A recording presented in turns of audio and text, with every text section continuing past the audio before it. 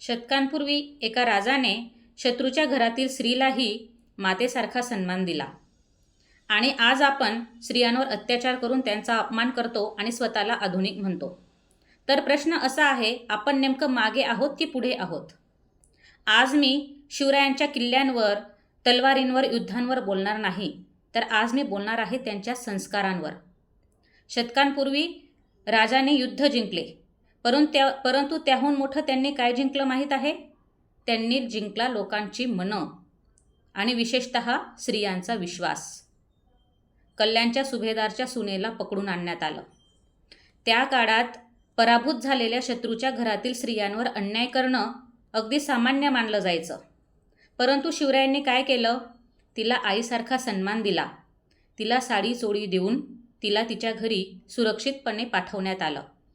आणि ही एक केवळ घटना नाही, हा एक संस्कार आहे, हा संदेश आहे.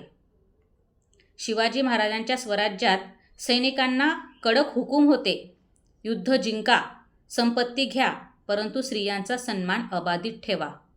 कारण शिवरायांना माहीत होतं की ज्या हातात तलवार आहे त्याच हातात जर संस्कार नसतील तर ते स्वराज्य नसेल, तर तो अत्याचार असेल. स्वराज्य म्हणजे सत्ता नव्हे, तर स्वराज्य म्हणजे स्वतःच्या राज्य, स्वतःच्या मनावर आपला अहंकार, आपल्या वासना, आपल्या चुकीच्या विचारांवर नियंत्रण ठेवणे, हाच शिवरायांचा संदेश आहे. जिजाबाईंनी शिवबांना घडवले आणि म्हणूनच शिवबांना प्रत्येक स्त्रीमध्ये आपल्या आईचे रूप दिसायचे. आज मला असा प्रश्न विचारायचा आहे की आपण नेमकं कुठे आहोत? आज आपण स्वतःला आधुनिक मानतो, परंतु सोशल मीडियावर स्त्रियांचा अपमान करणारे शब्द लिहितो. शिवरायांनी स्त्रियांचा सन्मान केला कारण ते महान होते म्हणून नाही, तर त्यांना माहीत होतं की ज्या समाजात स्त्री सुरक्षित असते तो समाज कधीच गुलाम होत नाही. आज आपण मुलींना म्हणतो, असे कपडे घालू नको, असं हसू नको, असं बोलू नको, परंतु आपण मुलांना काय शिकवतो? स्त्रियांचा सन्मान कर असं आपण त्यांना शिकवतो का? आणि हाच फरक आहे शिवरायांच्या काळाचा आणि आपल्या काळाचा.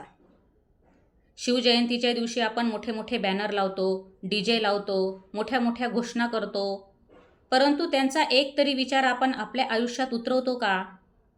फोटोला हार घालणं सोपं असतं, परंतु विचार आचरणात आणणं फार कठीण असतं. आज जर आपल्याला जय शिवराय बोलायचे असेल तर आपल्या घरात, समाजात, कार्यस्थळी, प्रत्येक ठिकाणी, प्रत्येक स्त्रीकडे आपला बघण्याचा दृष्टिकोन बदलायला हवा. स्त्री सन्मान म्हणजे केवळ फक्त तिचं रक्षण करणं नाही, तर तिच्या स्वप्नांचा आदर करणं, तिच्या प्रत्येक निर्णयांचा मान राखणं. शिवरायांच्या जीवनात स्त्री सन्मान हा केवळ एक शब्द नव्हता, तर तो त्यांच्या राज्याचा नियम होता. आज आपण नियम बनवतो, परंतु ते पाळतो का?